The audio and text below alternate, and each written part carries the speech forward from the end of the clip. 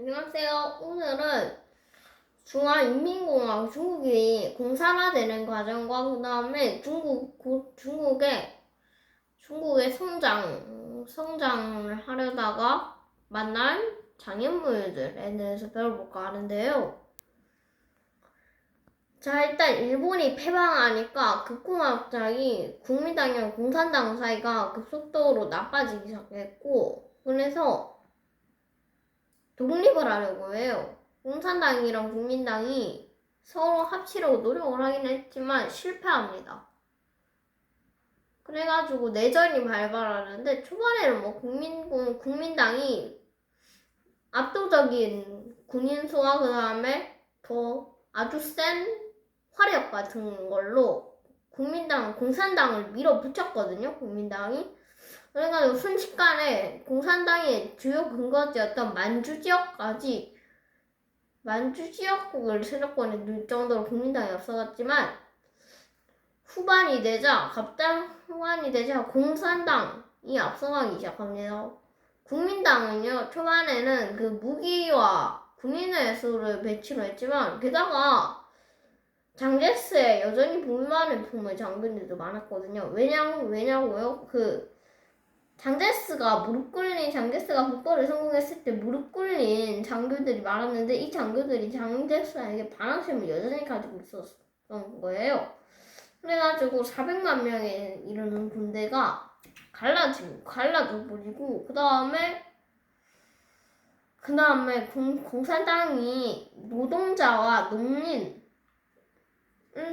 삶에 파고 들어가가지고는 그 노동자와 농민들을 중심으로 세력을 띄우는데, 그러니까 지지 기반이 국민당보다 더 셌고, 그 다음에 국민당이 부정부패까지 부리는 일도 있었으니까 당연히 공산당으로 민심이 넘어갈 수밖에 없었고, 1947년 6월부터 각 전세가 조금씩 역전되기 시작하더니 1948년에는 공산당이 베이징까지 손에 넣고 남쪽으로 강남 지역까지 점령해요. 1949년이 되면 강남 지역도 정념당하고 공산화되고, 그래가지고 남은 건 중국 동남부에 있는 작은 섬, 타이완 섬뿐이었습니다. 자, 그래가지고 장제스가 남은 50만 명 병력이랑 부자들을 이끌고 타이완 섬으로 도망가가지고 그곳에 중화민국이라는 나라를 세우는데, 이 나라는 물론 뭐 지금도 이어지고 있지만 최근에 중국이 고속성장을 하면서 독립된 국가 대접을 받기 힘들었어요. 예전엔 중국이 타이완보다 훨씬 가난했거든요. 자, 그래서 중화인민공화국이 세워지는데 이 중화인민공화국 건설에 선언을 했던 사람이 마오쩌둥이었어요. 마오쩌둥이 원래 가난한 농사꾼의 아들이었거든요. 그런데 유학 같은 걸 하면서 배웠고 무엇을 해가지고 중국의 그거 문제를 해결할 방안을 생각하다가 역시 방법은 공산주의밖에 없는 것 같아 해가지고 공산당이 넘어갔고요. 이후 공산당을 이끄는 중심으로 성장했습니다. 이 사람이 그래서 통일하기는 하는데 성공합니다. 그런데 중화인민공화국에는 경제가 별로 발전하지 않았고 기술자도 없었어요. 그래가지고 소련이 중국을 도와줍니다. 소련이 중국한테 기술자도 보내주고 전쟁 복구 자금도 보내주는데 마오쩌둥도 소련한테 잘 보이려고 했었고, 그래가지고 두 나라 관계가 꽤 생각보다 좋았는데 1953년 스탈린이 세상을 떠난 후에 나빠지기 시작해요. 갑자기 후르쇼프라는 사람이 1956년에 당선이 됐거든요. 그런데 후르쇼프는 스탈린이랑 다르게 자신한테 반대하는 사람을 닥치는 대로 죽이지 않고 꽤 개혁적인 사람이었어요. 스탈린보다는 꽤 조금 나은 사람이었죠. 스탈린은 예전에 대숙청 벌여가지고 최소 60만 명에서 최대 200만 명이 넘는 사람을 죽이기도 했고, 그 다음에 이 스탈린 때문에 우크라이나 대기근이 닥쳐가지고 1년 만에 300만 명의 농민이 죽기도 했으니까요. 그래가지고 그런데 후르쇼프가 미국식 자본 미국과 영국, 프랑스 같은 독일 같은 서독 같은 나라들과 교류를 늘리면서 소련, 중국이 후르쇼프가 자본주의, 마오쩌둥이 후르쇼프가 자본주의에 굴복한 나약한 인물이라고 비판을 했거든요. 그래가지고 자연히 소련과 중국 사이에 관계가 아주 나빠졌고, 그래가지고 중국은 홀로 서기를 선택합니다. 중국은 중국식 사회 공산주의에 성공해가지고는 미국, 소련을 누르고 공산주의의 새로운 중심자로 자리를 굳힐 생각이었어요. 그런데 물론 이게 뜻대로 되질 않았습니다. 자, 그래가지고 마오쩌둥은 대학질 운동이라는 것을 실행하는데, 이게 마오쩌둥은 철강 생산을 늘리려고도 했었고, 농업을 하려고 인민공사라는 걸 실행해가지고 농민들을 공동협동농장이라는 걸 만들어요. 같이 일하고 똑같이 나눠 먹는 거죠. 자, 그 다음에 마을마다 윤곽로를 설치해가지고 제철 산업도 발전시키려고 해요. 중국은 인구가 그 당시에는 한 4억 5천만 명 정도 됐거든요. 여전히 많으셨죠. 지금은 물론 14억 명이 육박을 하지만. 자, 그래서 중국이 그런데 이렇게 막무내기로 하는 게 될까요? 라고 생각하시는 분도 있는데 놀라운 성과가 들어왔어요. 된 거예요. 아니 갑자기 각 마을마다 생산량이 뛰어넘었다고 하는 거예요. 그런데 이게 불과 몇 달 지나지 않아서 거짓임이 드러나고, 그래가지고 대학질 운동에서 그래가지고 마오쩌둥이 그런데 3세 같은 새들을 혐오했거든요. 새들이 그다음 곡식들을 뺏어 먹는다고 생각했고, 그 다음에 들쥐도 곡식을 뺏어 먹으니까 걔네들을 싹 다 거의 다 죽이라고 명령하는데, 그래가지고 순식간에 3세가 중국 멸종 미기종으로 자리 잡게 됩니다. 예전에는 한 2억 마리 이상 있었는데. 자, 그래서 그래가지고 대학질 운동이 실패하고, 그 다음에 연이어 대기근까지 닥쳐가지고 순식간에 2천만 명이 넘는 사람이 굶어 죽게 되는데, 중일전쟁에서 죽었었던 것보다 훨씬 많이 죽었었던 거예요. 중일전쟁에서 중국은 약 1,000만 명 이상의 피해자를 냈는데 대학질 운동은 2천만이고, 어떤 학자들은 많으면 최대는 6,500만 명까지나 된대요. 독재자인 마오쩌둥의 실수가 난 커다란 비극이죠. 자, 그런데 그럼 궁금한 게, 마오쩌둥은 어떻게 대학질 운동을 그냥 실행해 옮길 수 있었어요? 마오쩌둥은 자신의 반대하는 사람을 힘으로 짓눌렀거든요. 그래가지고 자신을 반대하는 사람을 모조리 잡아들이고 언론도 통제를 해버려요. 그래가지고 마오쩌둥의 명령 하나에 실행이 됐죠. 이건 스탈린이랑 비슷한데? 맞아요. 스탈린이랑 되게 비슷하죠. 그런데 다른 점도 있습니다. 소련은 경제 성장에 성공해가지고 미국이 뒤를 잇는 제2의 경제대국으로 성장했지만, 중국은 세계에서 가장 가난한 국가로 떨어지게 됩니다. 자, 그래가지고 마오쩌둥은 이 책임을 지고 물러나고, 그래가지고 덩샤오치랑 루샤오치가 정권을 잡는데, 이 사람들이 서양의 자본주의 경제정책을 살짝 약간 들어와가지고는 경제를 발전시키려고, 그래가지고 중국 경제가 다시 성장을 하는 듯 보였으나 마오쩌둥은 또다시 엄청난 사건을 일으키고 맙니다. 마오쩌둥이 자기 지지자들과 함께 힘으로 루샤오치랑 덩샤오핑을 몰아내는 거예요. 자, 마오쩌둥이 많은 사람이 죽였다는 거 알고 있을 텐데, 그런데 이 대학질 운동이 실패한 까닭이 마오쩌둥이 아니라 다른 사람, 같은 사람들을 기업가들의 욕심 때문에 실패했다고 생각하는 사람이 훨씬 꽤 많았다고 했거든요. 꽤 많았어요. 이때는. 그래가지고 마오쩌둥이 자신의 부하들을 성공해가지고 사회주의를 성공하기 위해서는 힘으로 짓눌러야 한다 라고 생각을 했죠. 마오쩌둥이. 그래야 우리 오로지 중국식 사회주의가 성공할 수 있다 라고 한 거죠. 그래가지고는 그래서 혁명을 일으켜가지고는 몰아내요. 그런데 이게 쿠데타인지 혁명인지 저도 잘 모르겠습니다. 쿠데타 하긴 정권 군대를 이용해가지고 권력을 몰아냈으니까 쿠데타라고 할 만이 하도 완벽한 사회주의 국가로 만들었으니까 중국을 혁명이라고 부르기도 하고 저도 아직은 잘 헷갈리네요. 자, 그래가지고 중국 경제가 나락으로 떨어지고 마는데 나락으로 떨어져요. 중국은 벌써 세계 가난한 나라한테 떨어져 버렸고 한국보다 심지어 1950년대는 완전 세계 119위였던 한국보다도 가난해지게 됩니다. 중국이. 그런데 중국 그래가지고 마오쩌둥은 물러났고 마오쩌둥이 이 사태의 심각함을 알게 되어가지고는 홍위병을 정제했습니다. 잠시만요. 홍위병이 뭔가요?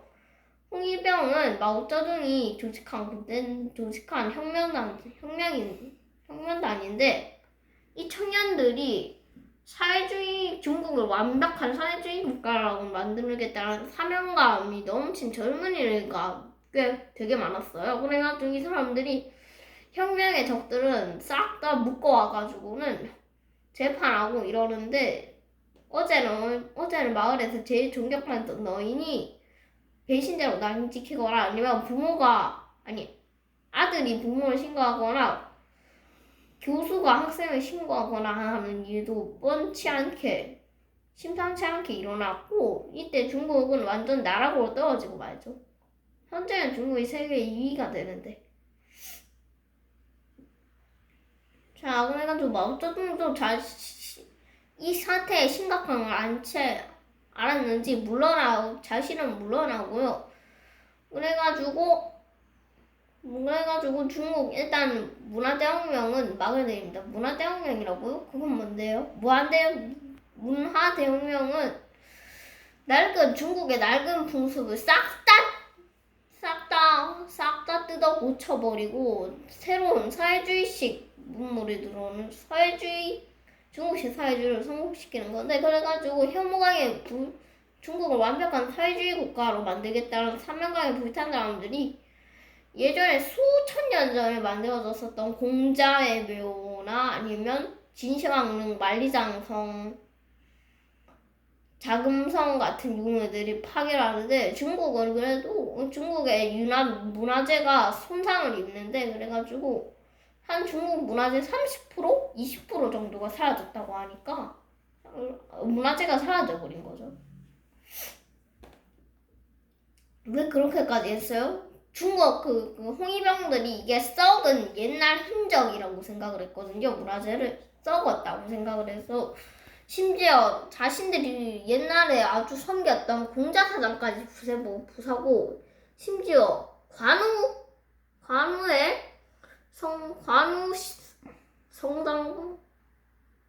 관우를 모시는 사당까지 부숴버립니다. 그런데 일단 문화대혁명은 끝났잖아요. 그 다음에 덩샤오핑이 권력을 잡으면서 덩샤오핑이 권력을 잡으면서 중국은 서서히 발전을 시작하는데 덩샤오핑이라는 사람이 이대로는 안 되겠다. 사회주의만 고집해서는 우리가 성장할 수 없어. 자본주의 요소도 조금 필요해. 라고 생각을 해가지고 자본주의 경제를 받아들여요. 그래가지고 이걸 시장 경제라고 하는데 그래가지고 중국이 경제 특구라는 걸 만들어가지고 이 도시들을 만들기 시작해요. 지도를 볼까요? 여기 중국의 동남쪽 해안 지역을 중심으로 도시가 만들어졌는데 왜 동남쪽으로 해안으로 만들어져요? 이게 나중에 문제점이 되긴 합니다. 일단은 경제특구부터 설명하도록 해보죠. 자, 일단 경제특구라는 게 중국이 발전을 위해 가지고 만든 곳인데 경제 성장을 위해서 만든 도시예요. 여기 남쪽 지역에 4개의 경제특구를 개방을 했는데 왜 하필이면 남쪽이에요? 왜냐하면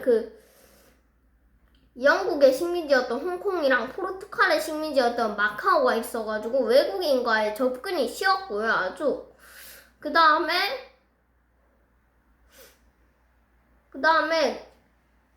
수도 베이징과 거리가 멀다는 게 오히려 장점이 될 수 있어요. 베이징에서 일어난 혼란이 번지는 걸 막을 수 있으니까요.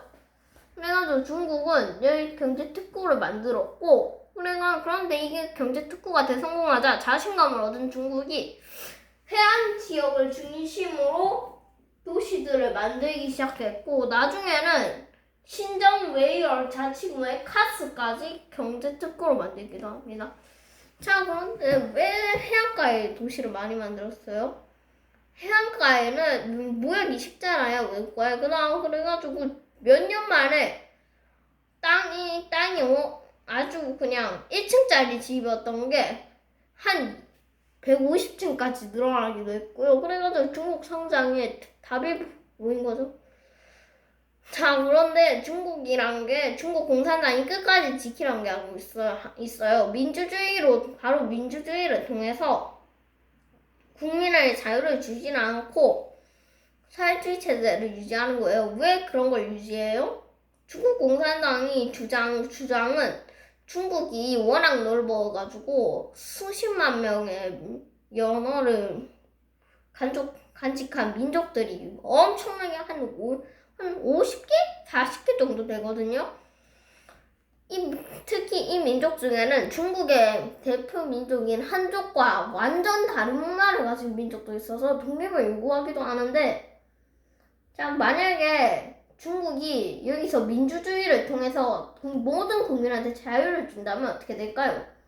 순식간에 중국이 옛날 춘추 전국 시대처럼 여러 개로 쪼개져 버릴 수밖에 없다는 게 공산당의 주장이에요. 그런데 시민이 일어나서 혁명을 일으킬 수도 있잖아요. 맞아요. 특히 동유럽에서 민주주의 혁명이 일어나가지고 동유럽의 공산당 정부가 무너지고 소련이 개방에 나서면서 중국도 벼라가 일어나기 시작하는데, 그래가지고 1989년에 민주화를 요구하는 대학생들이 베이징 태안문에서 시위를 시작합니다. 자, 시위를 시작하는데, 그래가지고 점점 시위가 커지면서 한 10만 명이 모여들어요. 그래가지고 중국 공산당이 어쩔 수 없겠다. 힘으로 짓밟아야겠어. 힘으로 짓밟아가지고는 1000명인 한 2000명이 사망을 하는데, 그래가지고 일단 태안문 시위는 진압됐고, 그래가지고 중국 공산당이 사회를 아주 억눌러요. 전국의 사회주의자가 아닌 민주주의 혁명을 일으킨 사람들은 싹 다 잡아들이고 수배를 내려가지고 곳곳에는. 그래가지고 중국 공산당이 사회를 더 억누르는데 문제점은 있긴 있었지만 중국은 급속한 경제 성장으로 오늘날은 미국에 맞설 정도로 강한 나라로 성장하게 되고요. 심지어 일본이랑 독일, 영국, 프랑스를 합친 것보다 나라 예산이 많은 나라로 성장을 하게 됩니다. 세계 2위 강국이죠, 요즘엔. 자, 중국의 경제 성장의 문제점을 알아볼까요, 이번에는? 자, 일단 문제는 동남부, 여기 남쪽 해안과 동쪽 해안을 중심으로 경제 발전이 이루어졌다는 게 문제예요. 그러니까 생각해보세요. 중국이 여기 동쪽 지역은 발전하는데 낙후된 서쪽 지역은 어떻게 될까요? 서쪽 지역은 여전히 농사를 짓고 살았어요. 그래가지고 이 지역 사람들은 별한 게 단 하나도 없는 것들이 있을 정도라고. 그래가지고 해안 도시들만 발전을 이뤘다는 게 문제죠. 그래가지고 불만을 품기도 해요. 내륙 지방 사람들은. 자, 그 다음에 중국에는 일부 부자들이 중국 재산을 독점하고 있다는 게 문제예요. 통계에 따르면요, 중국 인구의 0.4%가 중국인 재산의 70%를 독점하고 있다고 하거든요. 그 다음은 뭐라 해도 민주주의를 짓밟아가지고는 문제가 되기도 하고요.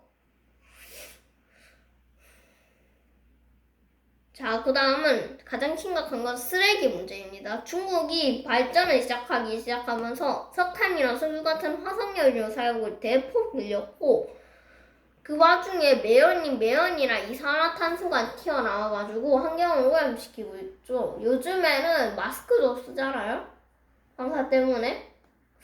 자, 사막화가 일어나는 거예요, 이것 때문에. 사막화는 현재 지금 중국 북동쪽 지방이 빠르게 사막화되고 있고, 심지어 중국의 심장부라고 할 수 있는 베이징이랑 시안 같은 지역들이 스모그가 일어나가지고 모래 사막화가 덮어버려요, 베이징을. 심지어 높은 빌딩이 안 보일 정도예요. 그 다음 낮에 햇빛이 가라질 정도도 있고요.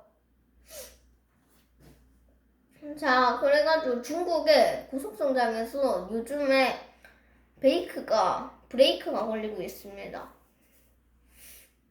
자, 그래도 언젠가는 그래도 중국이 미국을 앞지를 수도 있습니다. 미국도 경제성장이 꽤 멈춘 상태니까요. 그래가지고 오늘은 중국의 공산화와 그 다음에 중국의 경제성장과 그 문제점에 대해서 알아봤고요. 안녕히 계세요.